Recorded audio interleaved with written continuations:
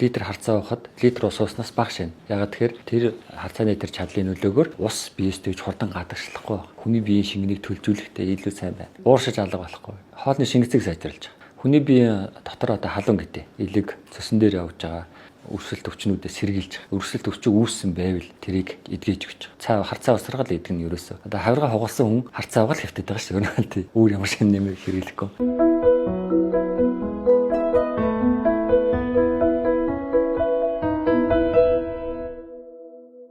За сайн байцгаана уу, намайг Жавхланбаатар гэдэг. За авлагч санаа ухааны хэмж мэрэгчлээ. Өнөөдөр та бүхэндээ бол цайны тухай тооч мэдээлэл хүргэнэ. Цайг ер нь улам санаа ухаанд хоол, эм, өдөр тутмын хэрэглээнд маш чухлаар авч үзэж байгаа. Цайг зөв хэрэглэх юм бол би эрүүл мэндэ одоо тэнцвэртэй байлгах боломжтой байгаа. Цайны ургамлын үүрийн чадал нь юу гэхээр сэрүүн буцалгаад хандж байгаа хэлбэрээрээ халуун хүйтнэрээ нөгөө хүний биед эрүүл мэндэд нөлөөлөх байдал нь маш чухал болоод байгаа. Эмнэлэгт одоо ингээд хүнд өвчнөр өвцөн хүнд шингэн цай харцаа өгөөрэй гэдэг штеп. Тэгэхээр биеийг төлжүүлэх тэгээд тэр бид үүсэх халуун, шархны халуун, тэр ян халууныг арилгахтаа харцаад уснаас илүү мундаг байгаад байгаа. Дотор халуун гаргах тэр өвчний үе шат шархны эдгэрэлтийг сайжруулахад хүртэл сайн. Дотор нь хольц хийж болж байгаа. Давстай, горилтай одоо манайх цайг хийцлэн гэж ярьдаг те. Тэр хийцтэй цай шиг хэрэглэж болох бүр шингэнээр хэрэглэх, нэлээ өтгөнөөр хэрэглэх. Нөгөө тухайн хүнийхээ өвчнөд тохируулаад өдөр тутамдаа ингээд тааруулаад уух ийм сонголтуудыг эмчилгээний дээр нэмээд оруулаад өгчөж байгаа. Тэнгүүт харцайн дээр дангаар нь харцыг нь уух нөгөө элдв нэмэлт гэж ярьж байгаа. Тэ холиос нэмэлт хачруудыг хийж хэрэглэх үү гэдэг нь улаан санаагаа ухаанд маш том онол. Эмчилгээний дээр хүчийг нэмж байгаа гэх юм уу? Бид нэр одоо болсон усанд дүрээд байгаа өнгө оруулаад байгаа чинь бол хүнсний бодог тэл холигдуулаад байгаа. Ер нь л шударгаар хэлгээ тий. Нутагт өөрсдийн одоо тухайн орондоо ургадаг өвс ургамлаараа хийдэг цайнуудаас байгаад байгаа шиг байгаа. Дэлхийн нийтэд төгсөн байгаа цай гэдэг ойлголт бидний харцай, бор цай гэж яриад байгаа. Нөгөө дугуй болонт цай, ингээд шахмал ингээд дөрвөлжин нэг ийм хэлбэртэй хунд цай энэ дэргээ яриад байгаа шүү дээ. Тэр бол хятадд ургадаг нэг төрлийн ботноос гарсан навч байгаа даа. Тэгээ тэрийг бол өөр газар ургадаггүй яг тэр нөгөө уртраг өргөргөөрөө яг тэр орон нутагт л ургадаг. Тийм сэрүүн чадалтай мөртлөө хүний эрүүл мэндэд маш хүчтэй нөлөөлдөг сэргээж ийм байдал үүсгдэг. Тэгээ хятадаас экспортоор ингээл тал дэшээ таарснаас нь монголчууд тэр дугуй болонт гэдэг байгаа.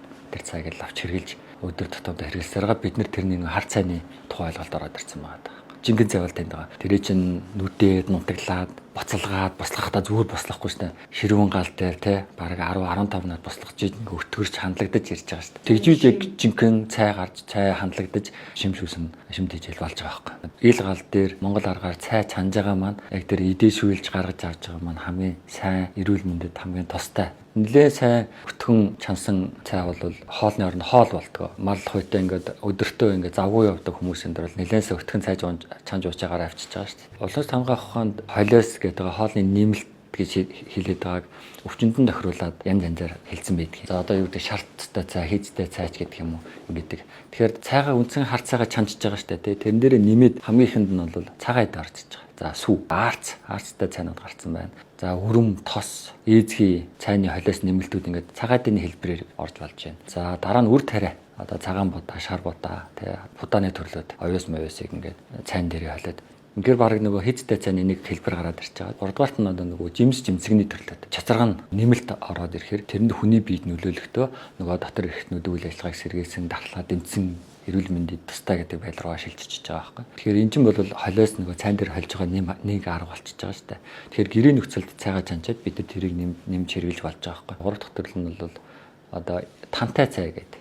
Энэ бол яг нэг боловсны ухаанд сашгүй холбоотой явж байгаа. Хүн ингээд хоол унд багтай ажлын ачаал их авахар хий хөдөлнө гэж байгаа. Тэгэхээр энэ үед бол хийний гол эмийн эмчилгээ болдог ман дөрвгээд там байдаг байхгүй. Харцаагаа чанаад сүүгээрээ сүлээд яг гаргах үедээ ман дөрөөсөө хийчихэж байгаа байхгүй. Ингээд нөгөө бараг л нөгөө дархлааны цай болчихж байгаа юм тест. Тэгэхээр нөгөө хичнээн төрлийн одоо юу гэдгийг эмийн бодис одоо витамин уужснаас илүү гараараа цайгаа чанаад уучих. Тэрэндээ нэг эмийн ургамал эмийн нариулаад уучих, эмтэй цай, тантай цай болгоод уучих. Тэгээ энэ бол ямар ч төрлийн витаминаас баг илүү хүний биед олон төрлөөр хүний биед эерэг нөлөө үзүүлэх боломжтой байна.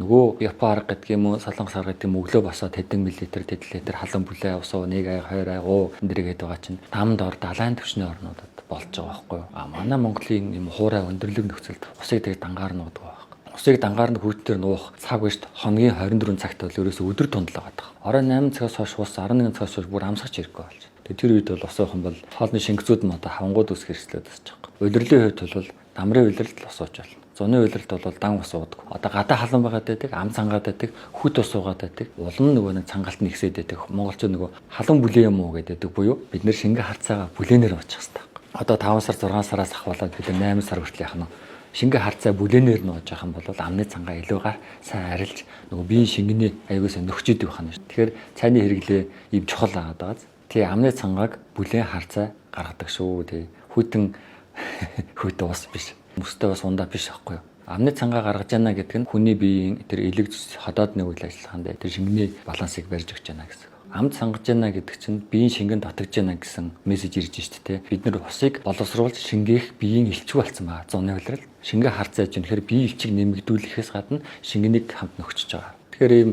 нөгөө офисын ажилтай цаг завгүй хүмүүст бол өглөөний ялангуяа өглөн үеийн цайгаа бүр боцолгаад хандлаад яг нөгөө Монгол цайгаа чанаад уучих юм бол илүү эрч хүч өгч байгаа. Эрүүл мэндэд нь маш тустай. Цайнд өнгөр тогтоох чанар байгаа. Дангаар нь хараар нь уугаадах юм бол ходоод гэцэд өнгөр тогтоох гэдэг нь бол бас өрөөсгөл ойлголт. Яг тэр хүний өөрөө ходоодонд хүчил шүлтийн баланс гэдэг. Тэгэхээр тэр цай хүний биед ороод ирэхээр цаашаа нэвчээд явах үедээ тэр өнгөрийн тухай ойлголт, будагч байцын тухай ойлголт шал өөр ойлголт. Яг өтгөн шингэний хувьд болохоос цай уухад хориглох хуулиар бол байхгүй. Ялангуяа зун бол шингэвтер ууж бай, сайн бацлага нь намар бол яг өтгөн дүү. Гэхдээ хүйтэн бүлээ ууж болно. Үл хавар бол хэрэглээ нээлттэй. Өвлийн цай өтгөн, зуны цай шингэн гэж ойлгож байгаа. 5 хүртэлх насны, өсвөр насны хүүхдүүдийн дунд эрүүл мэндийн ингээ судалгаа хийхээр хийжүүлсэн ундааны төрлийн хэрэгэлдэг хүүхдүүдийн шүдний эрүүл мэнд, биеийн хөгжил жоохон доор байна. Харцаа уудаг, ялангуяа настай хүмүүстэр байдаг, цайгаа уудаг, харцаагаа уудаг тий. Харцаа уугаад борцтой хоолоо идэл, сүү таргаа идэл байж байдаг аль хүүхдүүдийн шүд эрүүл мэнд бие бүтэн тий хүнсэг нүд ахвал бие хөгжил мөртлөө өөр байгаа. Уух зүйл бүх юм бэлэн болцсон байна. Цай чанаада сууж явах завгүй болцсон байгаа. Учираас цайнаас улам холдоод байна. Тэгэхээр энэ бол бид нэр эрүүл мэндэд маш чухал хэрэгтэй зүйлээ тэндээсээ холдоод байгаа л хэрэг.